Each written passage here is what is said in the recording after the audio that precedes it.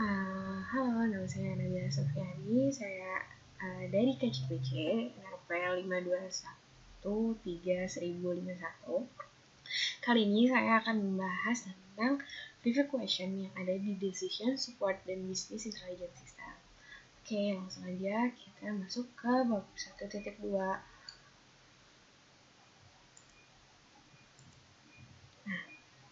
Oke, nah kita langsung masuk ke pertanyaan pertama, yaitu sebutkan komponen dan jelaskan business pressure response support model. Oke, jadi kan ada 3. Yang pertama itu adalah pressure atau business pressure, tekanan bisnis. Yang kedua adalah response, dan yang ketiga adalah support model. Nah, tekanan bisnis ini tuh bisa dari mana aja, maupun dari internal maupun eksternal. Yang kedua adalah response.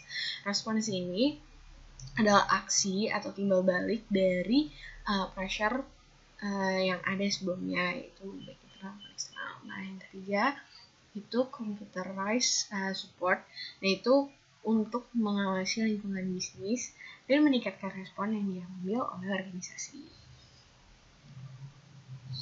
Oke, selanjutnya ada pertanyaan kedua.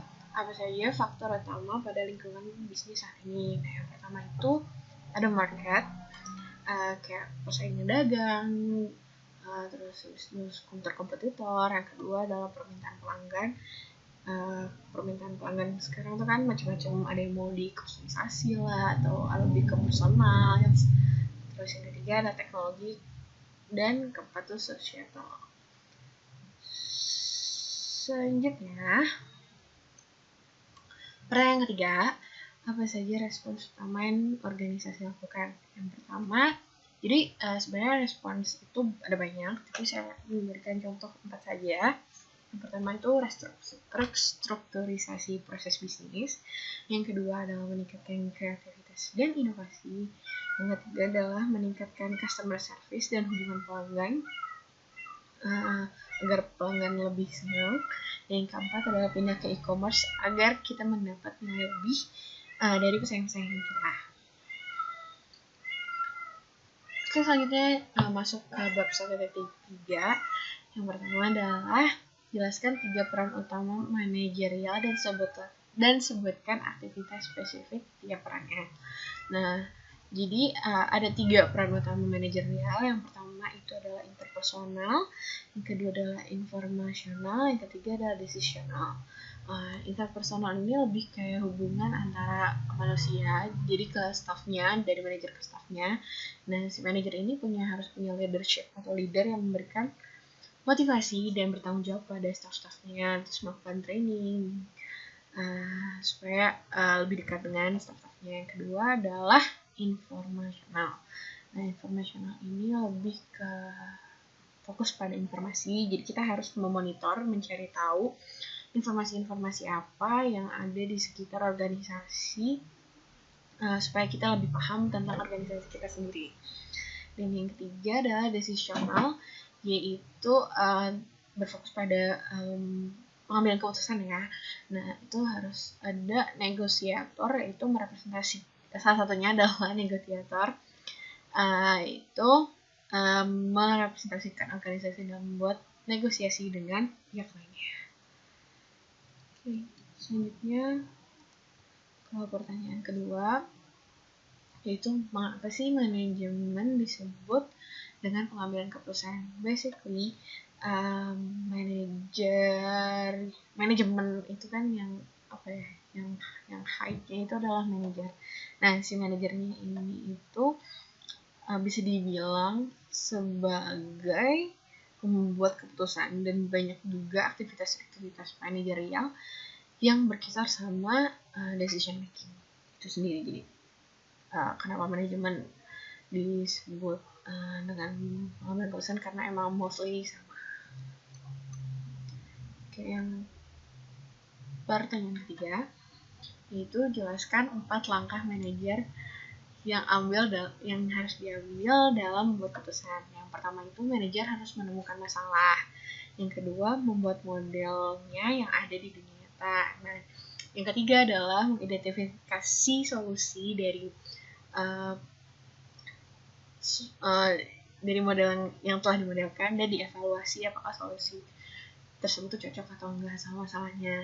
Nah, yang keempat adalah membandingkan dan memilih, juga merekomendasikan solusi yang cocok untuk masalah-masalah tersebut.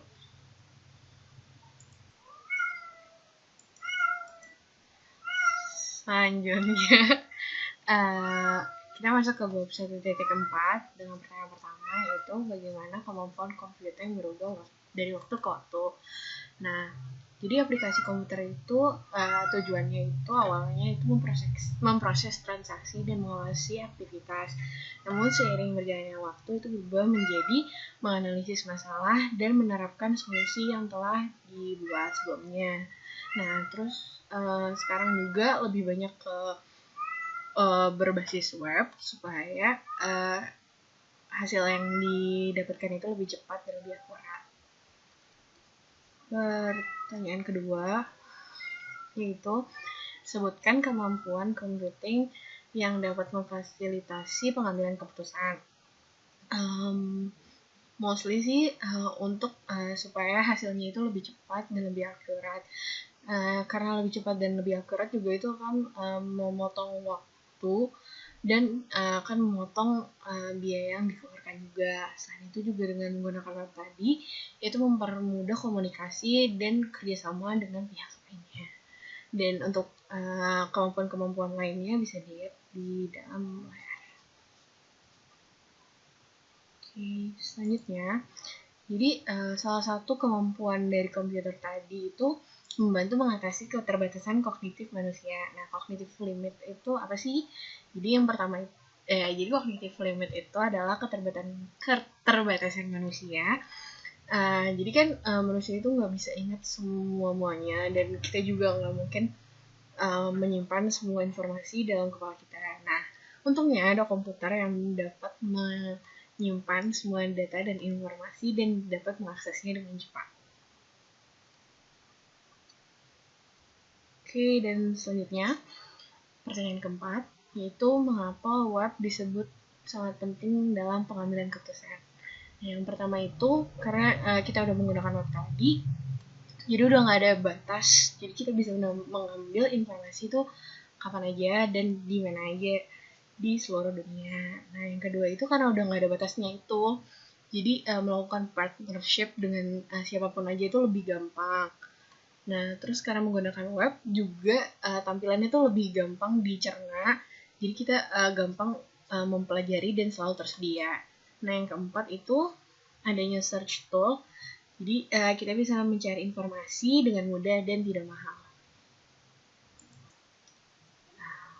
Lanjut ke bab 1.5 dengan pertanyaan pertama, apakah structure, unstructured, and semi-structured decision? Berikan 2 contoh. Jadi ini kan udah kebagi 3, yang pertama structure, unstructured, dan semi-structured. Nah, karena semi-structured itu tuh gabungan antara structure dan unstructured.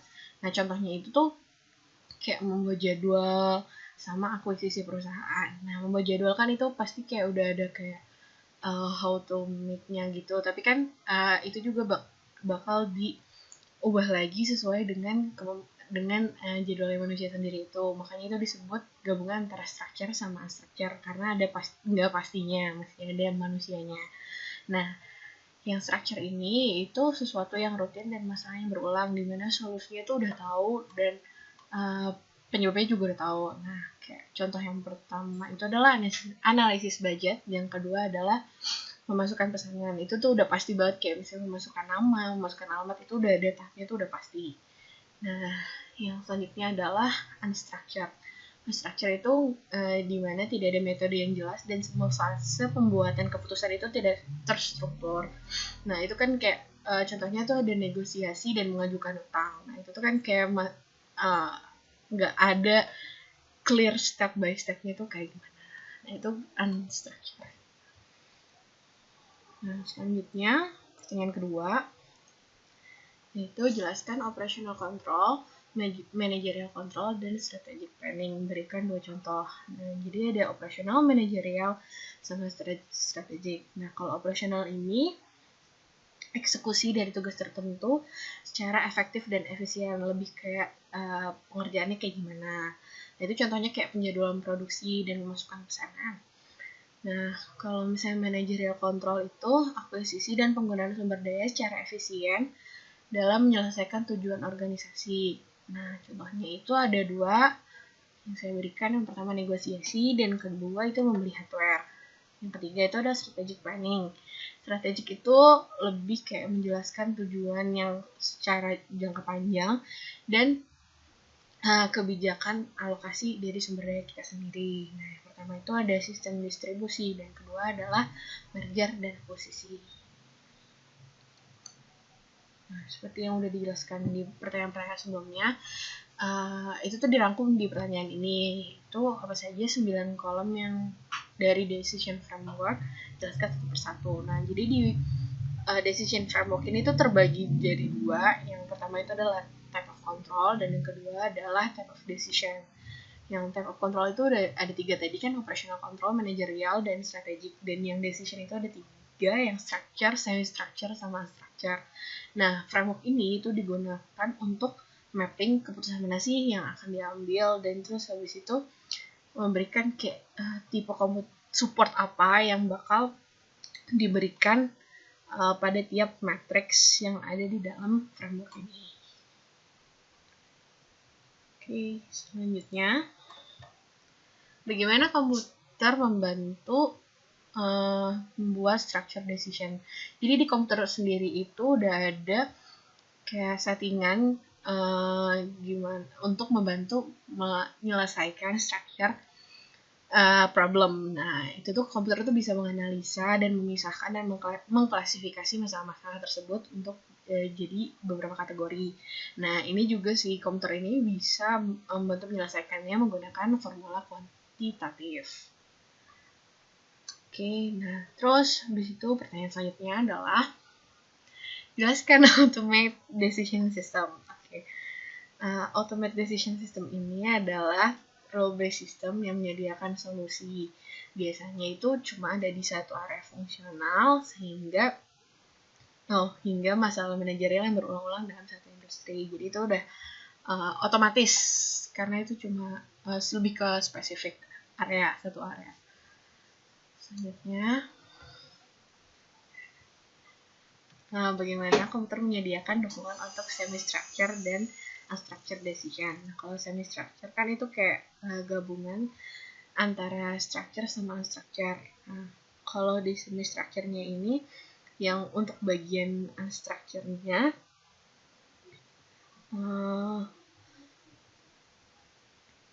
dapat dibantu sama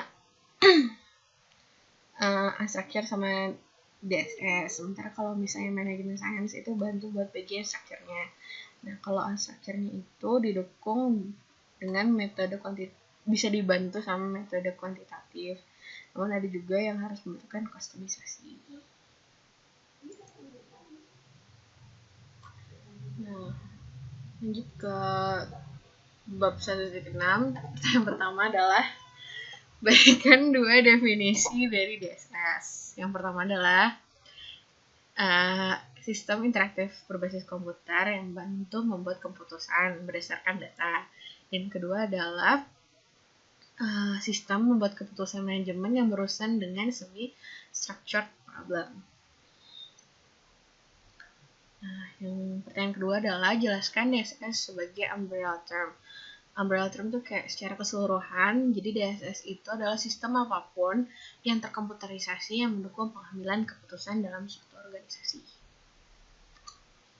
Yang ketiga, arsitektur dari DSS itu terdiri dari data, model, pengetahuan, user, sama user interface. Nah, user interface ini untuk menghubungkan antara user dengan data, model, dan pengetahuan tersebut.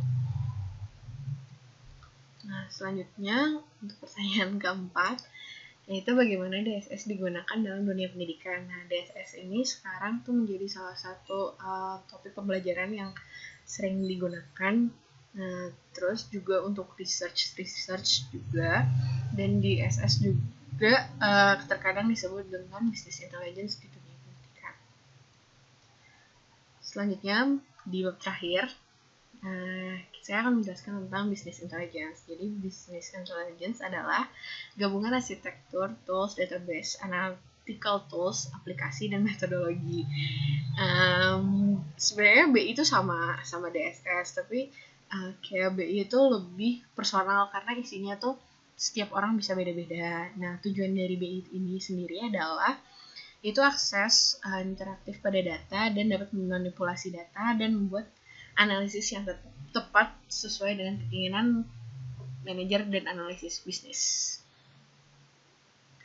Selanjutnya adalah pertanyaan kedua, yaitu sebutkan dan jelaskan komponen dari BI. Nah, komponennya itu ada 4, itu data warehouse, yaitu sumber datanya. Yang kedua adalah business analytics, atau itu adalah tools-tools untuk memanipulasi data tersebut.